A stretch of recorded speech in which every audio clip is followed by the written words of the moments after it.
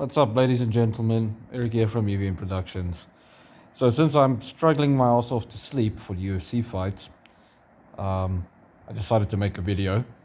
I'm watching Invincible, and now I'm at episode 7, I think, from season 2, season 3.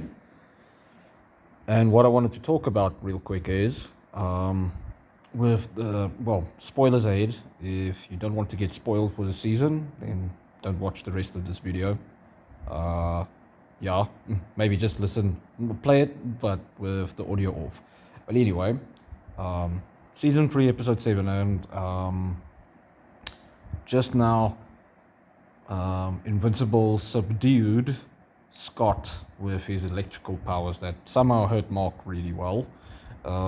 After all the evil Invincibles got brought into his universe by Angstrom Levy. Now, this whole season has a certain few patterns that has been happening. Sorry, I'm hearing the family. But anyway, the show has been having a certain few patterns, some of them from the previous seasons and some of them that's new. And one that in the last 2 or 3 episodes really caught my eye is how most superhero shows where guys can fly, etc., do not incorporate grappling. Now, since UFC, MMA, all this stuff is my thing, I can tell you guys straight up, that if Mark, the main character, aka Invincible, knew how to grapple, then he would have rear naked choked this Scott dude with his electric powers and choked him out in seconds before he killed a few people. I'm not going to say who because I spoil it again. And same thing with the other Marks. There was instances where the main Mark, or Invincible, really just needed to use his grappling in a way. Same with Angstrom. When he had Angstrom there, I was like, why not choke him out? That way he doesn't throw you there. And also when he sent out all the billions of bots to hit Mark before Mark got mad and started pushing through them because he's holding back this whole season. That's another pattern that's bothering me so much. I understand after he killed, because they retconned that essentially here, killed Angstrom. Sorry if I'm spoiling another thing, but yeah. After he killed Angstrom, he's been holding back. Now, so what if you're holding back? Use fighting technique to overcome that part. Win the fights via fighting technique. In real life, we use that. And this is the only problem that I have with everybody making cool superhero movies, etc. They don't really understand fighting, and they don't understand that you don't need to go all out every time to win a fight, even hard fights. You need to work smart and then work around the need for power, work around the need for, let me say it like this, over-aggression. Because if you're overly aggressive, your gas tank gets sucked.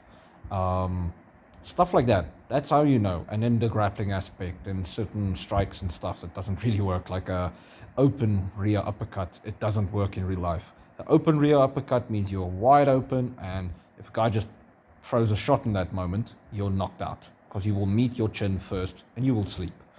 So when the bots were hitting Mark, all he had to do is a duck under. If you know wrestling, you will know what a duck under is. He would just duck under, move around the bot streams that was hitting him, and then do it again. Essentially, he would bob and weave while flowing underneath this stuff, and then he would get to Angstrom quicker, especially if he used it correctly. And then when he got to Angstrom, I was just like, why the hell did you not just throw him on the ground and just grab him by literally rear naked choke him, get his back, get the hooks in, sink the rear naked choke in, a few seconds, and he would be out. And he wouldn't be able to use his portal thing in the time period that Mark would have been choking him. It's not a real person here, or human versus human, which takes a few seconds as well. This is a very strong Voltramite choking a much weaker alien, or whatever the fuck Angstrom Levy is. So I was frustrated as hell when I saw this just now. And then also, when he got Scott as well, same thing. Just blast him with your speed blitz him with grappling. But yeah, that writers, they don't know about this stuff, so I can't be too mad. But damn, I really do appreciate it when I see real proper fighting techniques in TV shows, like anime specifically. TV shows it's a bit different. They always want to one up the ideas, so they always go to crazier stuff. Now, yeah, a good example of a show that did this quite well was Bunshichi versus what's this guy's name, man? The evil brother in Tenji. So I was like 13 or 12 when I saw this in that anime. So Bunshichi realized that he's fighting a dude with a samurai sword, one of the long samurai swords, and he noticed that even though this dude is like psycho in the head because of a power that he has, etc., the dragon's eye, he noticed instantly that he won't get close to land a punch on this dude with a very long sword. So, what's he going to do? Oh, he's going to take one right through the body, like through his leg. He said, I'll get stabbed, pull myself closer, and then start attacking. Anime that I later saw did this as well. I think it happens in Bleach. I don't remember if it happens in Bleach, but I do remember there's a moment in Bleach where he grabs the dude's arm and just pulls him in with the sword still inside him. Same thing with Kenpachi, if I'm not mistaken. Sorry guys, I haven't watched Bleach in a long time. But anyway, Bunshichi was the first one where I saw it physically and I instantly felt, whoa. And till this day I was like, that is actually quite smart. Where you know you might die, but in that moment you open a gap in, you close the gap between the distance so you can attack. Baki the Grappler, another show that did that until they didn't know what to do anymore because they've gotten all kinds of crazy ways for Baki and all the characters to win. So they started going for a very different route. But I loved all of these instances where they're like, this dude is like, Koru is too strong, so he grabs your forearms and rips them off and then starts beating you to death. And Baki needing to do unlocking endorphins and all this kind of crazy stuff. But yeah, I just wanted to mention these few things. If this was written in, then Invincible would have been a lot more interesting, and it's literally answers. Like, I'm giving the answers to these fights. Like, literally. Versus all the other evil Invincibles, something similar should have happened. And also the logic behind Oliver actually telling Mark, kill Angstrom as quick as possible, which is solid logic in that moment.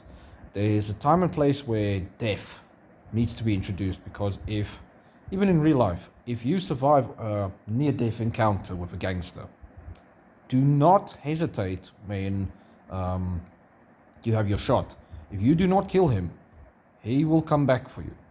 He will come back for you and he will kill more people that you know. Like legit. Same thing with, in my country now, when they break into houses. If you do not completely eliminate their chances of repeat offending, you are dead. There's a big chance that they will just wait their time out until the heat is down and then come back. And then probably just try and kill you first and then steal from your house. That's how violent and bad the situation is here. So you can't really just subdue them and call the police. It's not America. It's not a safer country. It's literally just life or death. If somebody's in your house, you need to know. You can't be struggling with a moral dilemma. You need to attack. And in the show, it's even worse. The situation is even worse. Mark he's holding back, because I know that's the theme of this, well, since the end of the second season. And then secondly, he's being irresponsible. Like legit, that's real irresponsible of somebody in power.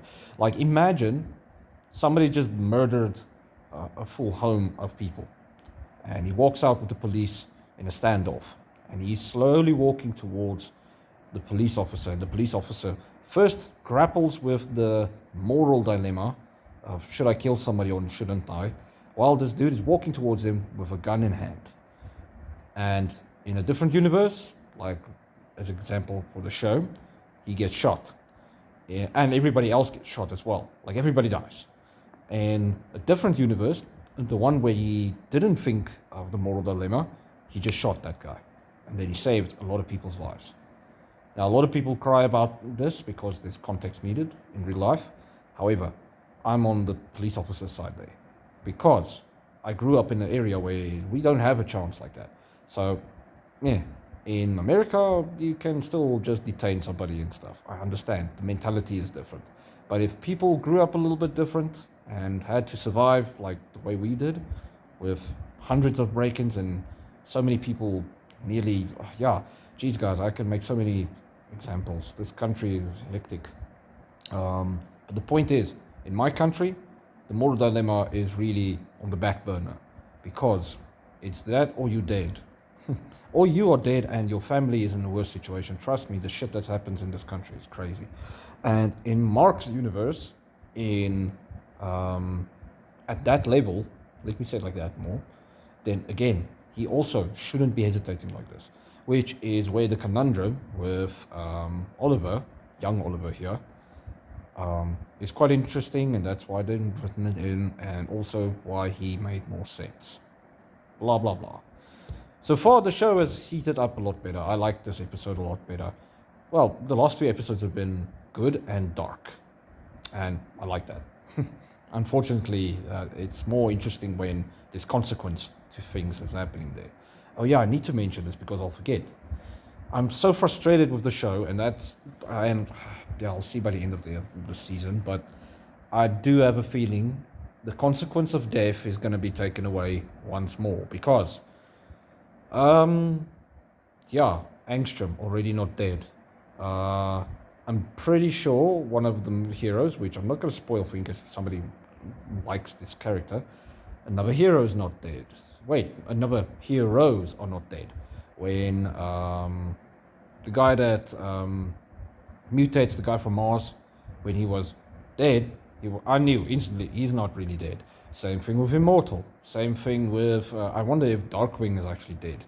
If he pops up, I'm like, ugh, really?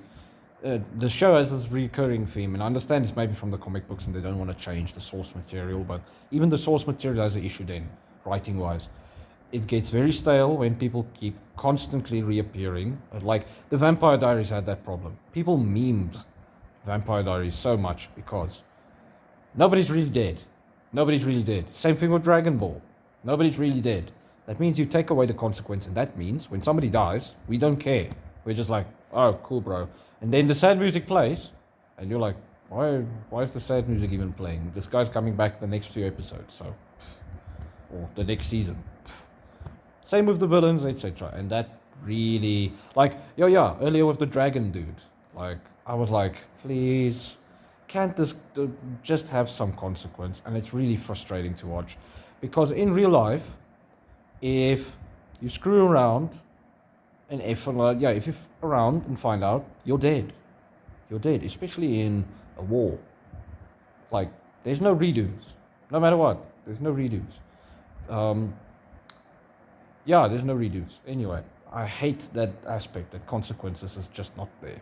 But yeah, anybody who's a fan of Invincible, put down below in the comments what you guys think of the season so far. I feel it's still a strong season. It's just, these things are writing issues. And I don't think they wanted to change it much because of the writing source material. Anyway, I'm going to say bye. Cheers, guys.